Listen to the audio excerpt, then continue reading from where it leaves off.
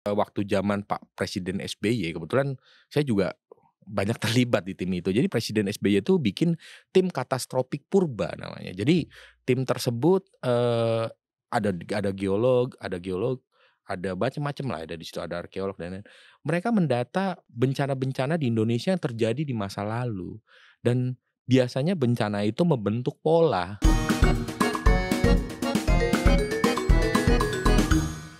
Merdeka, jumpa lagi di program Podcast Nusantara. Saya Arto Biantoro dan hari ini kita akan membahas satu hal yang menarik soal bencana dan nasionalisme. Hadir bersama kita Mas Ranggi Ragata. Selamat datang di Iya, studio, Mas. terima kasih banyak, Tadi sama-sama. ngobrol-ngobrol katanya baru balik dari Nepal, betul ya? Iya, kebetulan kemarin saya, ya kalau ngomongnya apa ya, ziarah mungkin ya, jadi di sana tuh ada salah satu patung Buddha tertinggi Mhm, di Nepal tuh ketinggiannya sekitar 4.000 meteran itu di, mana namanya, di Mustang District, jadi perbatasan antara Nepal sama Tibet. mhm, Jadi kalau musim dingin kan agak sulit ke sana. Jadi kemarin mhm. kebetulan pas lagi musim panas, pas lagi ada pekerjaan di sana ya akhirnya sekalian lah mampir naik motor dari Kathmandu sampai ke sana itu kurang lebih sekitar 6 hari lah.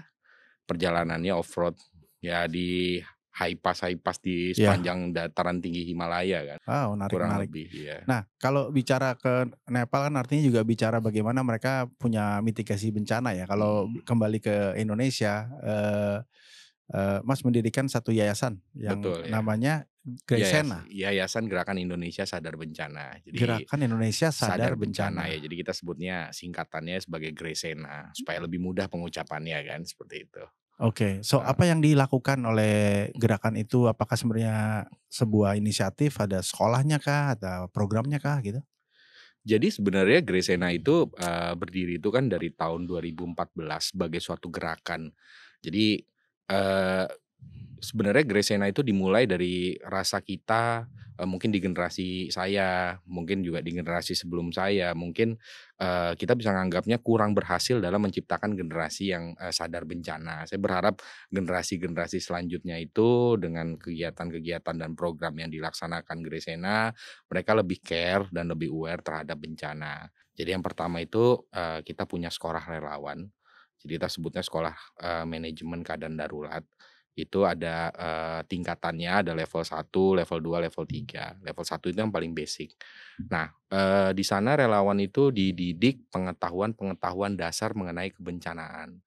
Jadi kalau relawan sendiri itu kan ada beberapa tingkatan, Mhm, ada relawan, non skill, ada relawan semi skill, sama relawan skill. mmm, Nah, jadi di, sekolah manajemen keadaan darurat itu, kita mendidik karyawan sampai tahap semi skill.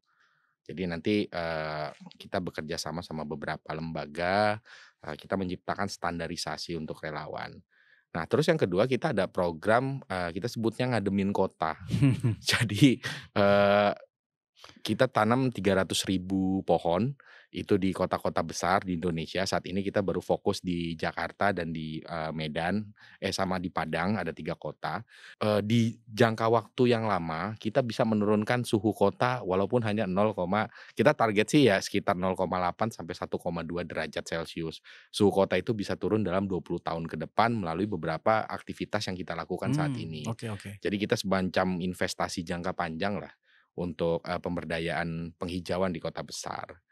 Ya, Nah, terus yang ketiga, kita banyak melaksanakan riset. Jadi kita, banyak memberikan hibah hibah, dana penelitian ke beberapa peneliti-peneliti yang, mereka meneliti bencana dari sudut pandang kearifan lokal Indonesia itu seperti apa, oh, itu yang menarik. ini Jadi menarik ya. ya jadi sebenarnya nenek moyang kita tuh sudah terbentuk generasi yang cukup sadar bencana.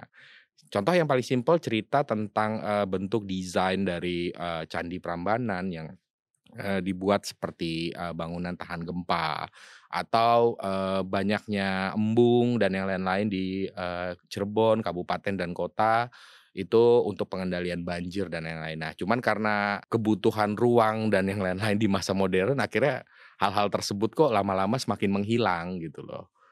Dan, itu kan dalam bentuk, fisik ya, Ya, baik non fisik pun ada.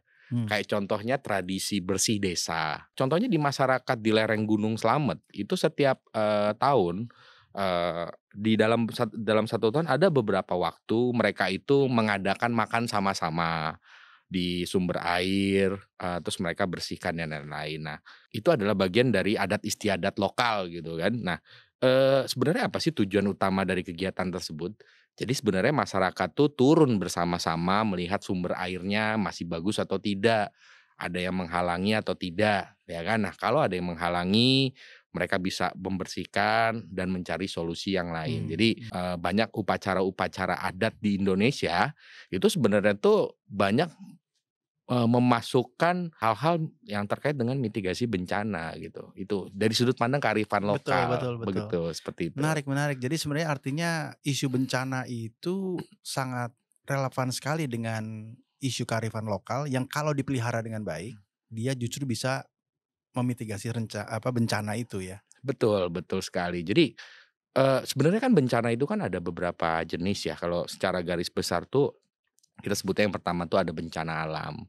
Nah, terus yang kedua itu ada Mmm, bencana non alam. Jadi bencana non alam itu biasanya adalah bencana-bencana yang, ada lagi subnya, ada sebutnya kita, man-made, disaster. Jadi bencana yang memang timbul karena aktivitas manusia, contohnya kebakaran hutan, mhm mhm. yang dan yang lain-lain. Nah, yang paling penting ada bencana yang orang justru sering, lupa untuk membahasnya itu bencana sosial, yaitu social disaster. Kebetulan saya beberapa kali terjebak di konflik horizontal, sangat betul-betul terjebak di tengah konflik itu. Jadi makanya saya ngelihat, Contohnya apa misalnya? jadi waktu tahun 2010 sampai 2011 itu di Tarakan, waktu itu ada konflik horizontal antar suku di sana. Kebetulan saya waktu itu bekerja di daerah tersebut, saya tersebak di kota gitu kan, dalam jangka waktu yang lama nggak bisa kemana-mana. Situasi kota juga, ya mungkin udah hampir-hampir kayak semacam darurat sipil seperti itu ya. Ya jadi saya ngerasa ya memang ini bencana yang memang harus kita kendalikan, bencana sosial ini. Itu yang jarang sekali orang-orang itu bahas gitu. Sementara sekali dia meletus, impact-nya itu sangat besar untuk kehidupan kita dalam berbangsa, seperti itu kan. Dan ini yang kemudian menjadi, nilai-nilai yang dikembangkan oleh Yayasan Gresena ini adalah juga untuk ketiga poin itu ya? Betul. Jadi, salah satu nilai yang dikembangkan di, Yayasan Gresena itu, adalah nilai bahwa seperti ini. Jadi, kita punya satu, doktrin pokok yang ada di dalam Yayasan Gresena yang dilaksanakan oleh seluruh relawan, pengurus atau stakeholder yang terlibat, bahwa kita berbuat baik itu bukan mengharapkan, pahala dan surga, tapi memang itu kewajiban kita sebagai manusia.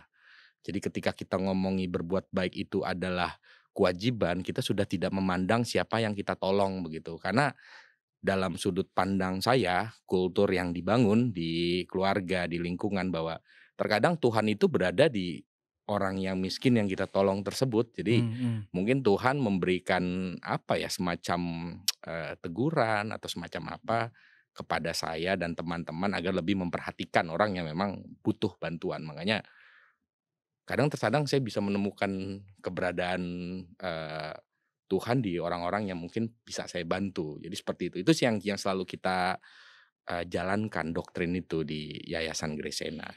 Nah, bagaimana kemudian bisa belajar soal ini? Apakah ada sosialisasinya? Relawan tadi apakah kemudian, bisa secara mandiri mendaftar atau harus ikutan dalam sebuah paguyuban atau komunitas? Jadi kebetulan Yayasan Gresena ini lahir dari sebuah komunitas di media sosial. Jadi kurang lebih sekarang ada sekitar 300.000 orang jejaringnya. 300.000 orang? Ya, ada 300.000 jejaringnya di seluruh wilayah Indonesia dan beberapa negara di dunia.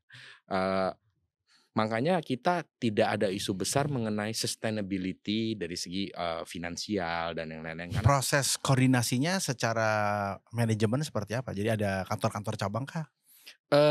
kita saat ini terpusat. Jadi kita itu, backbone kita, tulang punggung kita adalah satu kantor operasional dan 2 nursery. Kita biasanya mengadakan sekolah relawan itu di beberapa daerah. Nanti dari daerah itu mereka, bisa berkoordinasi. Jadi sebenarnya mereka hal yang pertama kali mereka lakukan adalah mencari informasi. Mencari informasi apa yang dibutuhkan di daerah tersebut ketika terjadi kondisi bencana. Itu yang mereka kumpulkan pertama Ini kali. fungsi-fungsi relawan ya? Betul. Karena apa? Karena masyarakat kita kita hidup di Indonesia, kita diberkahi oleh masyarakat yang gotong royongnya sangat tinggi, ya seperti kita tahu ya memang kultur kultur timur ya, jadi memang kita gotong royongnya sangat tinggi. Tapi, saking tingginya gotong royong itu, terkadang kita mengirim bantuan itu berdasarkan sudut pandang kita, bukan berdasarkan kebutuhan di lapangan. Jadi kita untuk merespon setiap kejadian kita bentuk namanya OSC. OSC itu, On-Scene Commander. Jadi, komandan yang, satu unit, satu gugus tugas yang berfungsi untuk menangani suatu kejadian bencana. Mhm. Jadi itu adanya di pusat, nanti dari pusat itu berkoordinasi dengan relawan yang ada di daerah, setelah nanti dia dapat kebutuhan dan yang lain-lain, nanti pusat akan memberikan decision.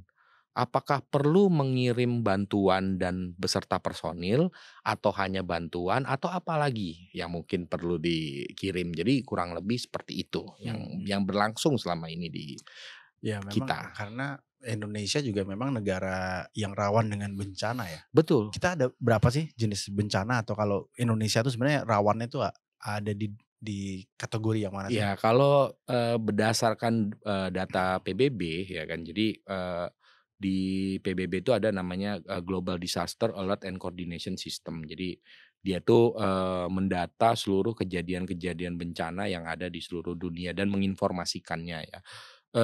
Kita tuh negara, paling rentan tsunami nomor satu di dunia gitu kan, karena ya seperti kita tahu garis pantai kita sudah panjang sekali, salah satu yang terpanjang di dunia, kita berada di apa namanya, di, lempeng tektonik, terus kita juga makanya kita banyak gunung berapi ya kalau kita lihat ya Ring of Fire. Jadi bencana kita itu udah diserang dari laut dalam bentuk tsunami, ada diserang dari atas dalam bentuk, gunung meletus, belum lagi Dari bawah iya, belum gempa bumi? iya, gempa bumi. Jadi memang, eee, kita hidup di daerah yang memang betul-betul kita harus waspada gitu loh. Kita harus waspada. Jadi seperti itu sih. Ada nggak pengalaman, semasa penanggulangan bencana gitu yang bisa di-share, ke kita? Apa yang kemudian berubah dari tahun ke tahun sejak Yayasan Gesenat ada di masyarakat ya? Iya. Eee, di Indonesia sendiri tuh masyarakat tuh bersatu ketika terjadi bencana. Jadi Kompak ya, dia punya iya, musuh yang sama ya? musuh yang sama. Jadi mau, kiri, mau kanan, mau atas bawah, semua itu bersatu dalam, kondisi bencana. Jadi kurang lebih itu seperti kayak gini ya gambarannya, ketika kita tertusuk duri kaki kita, pasti tangan kita ikut meraba. Mmm, Mata kita ikut melihat, terus keren. juga otak kita memberikan sinyal sakit, kulit kita juga terkadang mengeluarkan keringat. Jadi ya kalau kita omongin bahwa tertancap duri itu adalah bencana, anggota tubuh yang lain itu adalah berbagai aliran yang ada di Cie, masyarakat. bisa Mereka aja bersatu. narasinya. Iya betul betul, Jadi oke. mereka bersatu. Ya Jadi, ya ya.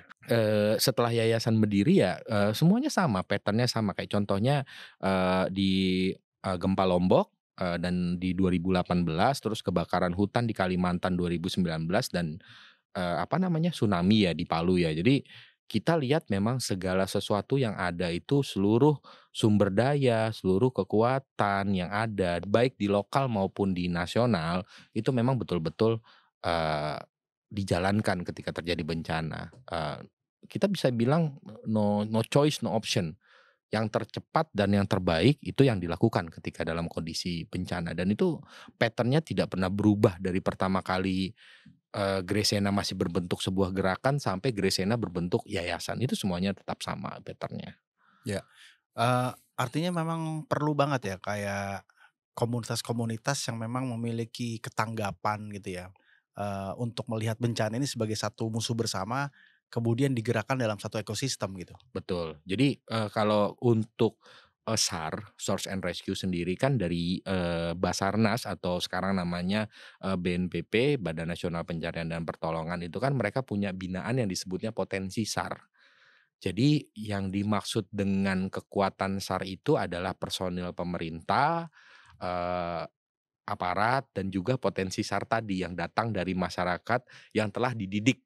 Dan, jadi ada batch-nya, ada kita juga daftar dan lain-lain. Mungkin kayak sistem-sistem Komcat kali ya, kayak kayak komando cadangan seperti Ya itu. Nah ya itulah, ya. justru potensi SAR ini yang memang besar. Nah, kalau Gresena sendiri kebetulan kita banyak, ngedidik karang taruna, karena karang taruna itu adalah lingkup yang paling kecil kalau kita ngomongin, community emergency response team. Jadi kita ngomongin tim tanggap darurat yang berbasis komunitas. Kenapa Karang Taruna? Karang Taruna masih muda, dari segi fisik, pemikiran, dan yang lain-lain itu, oke, ya kan, dan mereka bisa cover warga di satu wilayah. Makanya Gresena banyak memberikan pelatihan, Iya iya iya memberikan iya. hibah-hibah peralatan seperti perahu karet, peralatan dapur umum ke Karang Taruna di beberapa wilayah. Saat ini kita masih fokus di Jabodetabek dan Banten.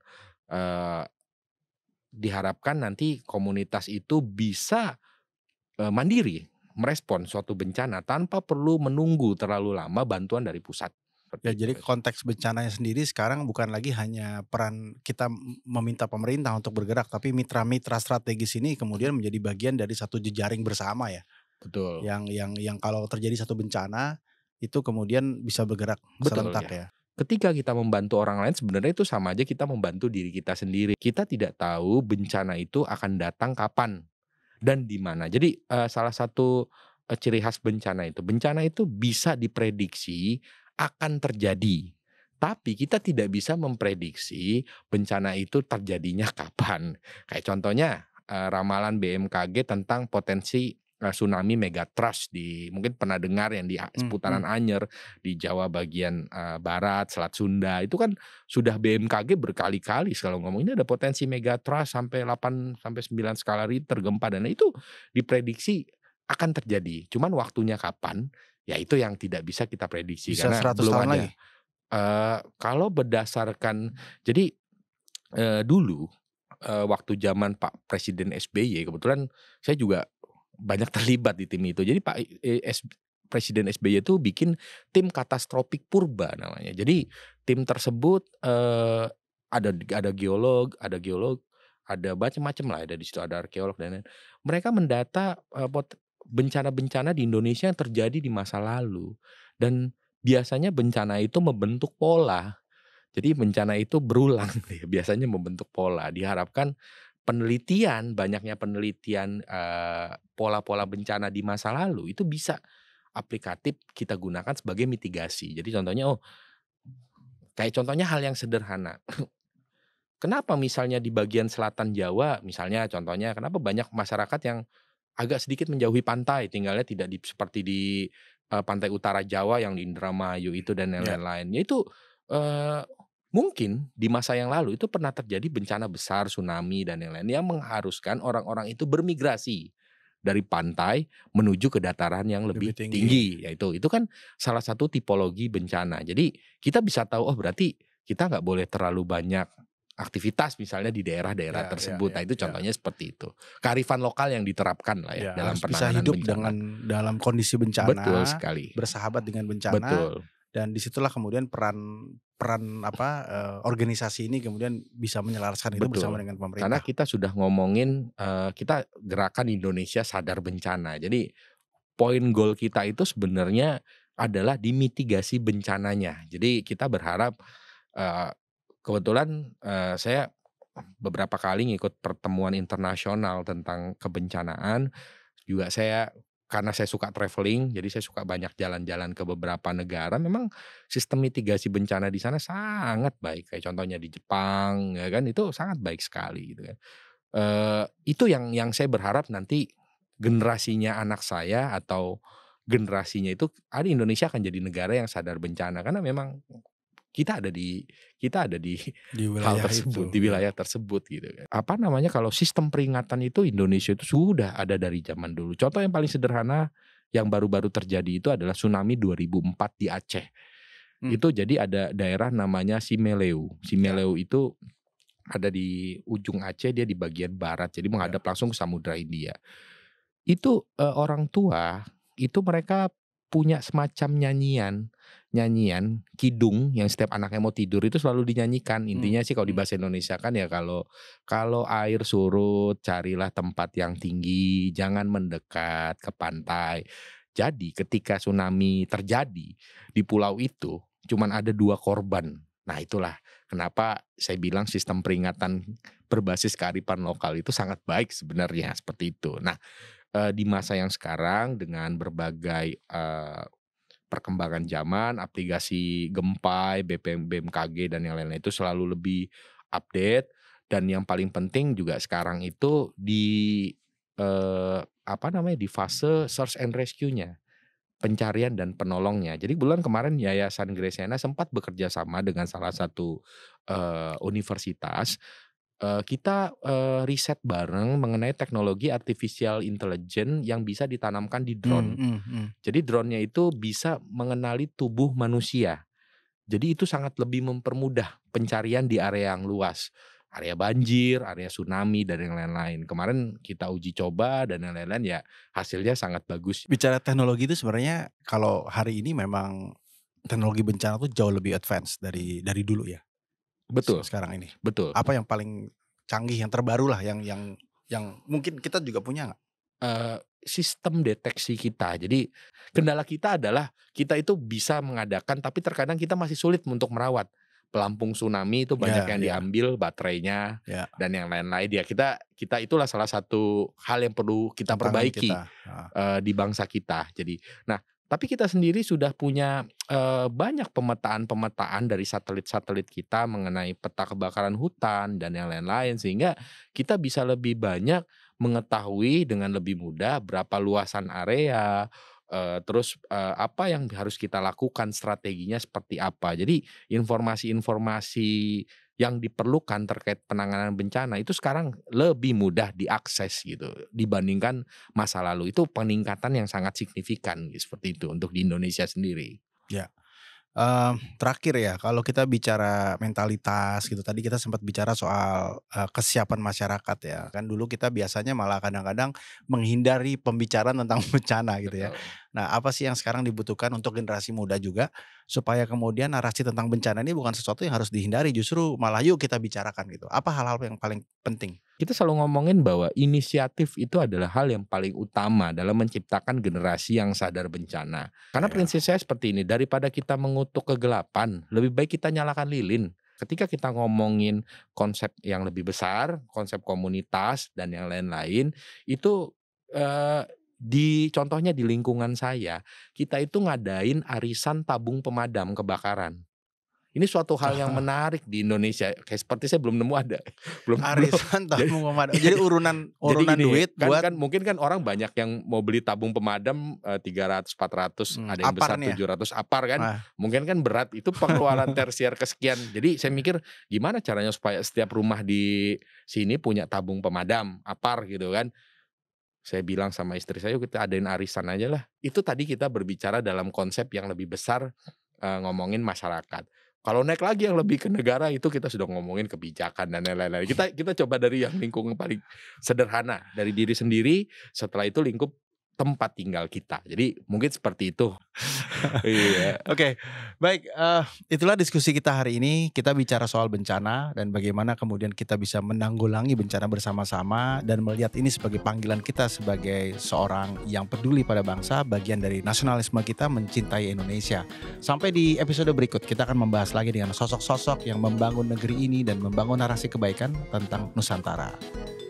Hidupkan cinta Indonesia.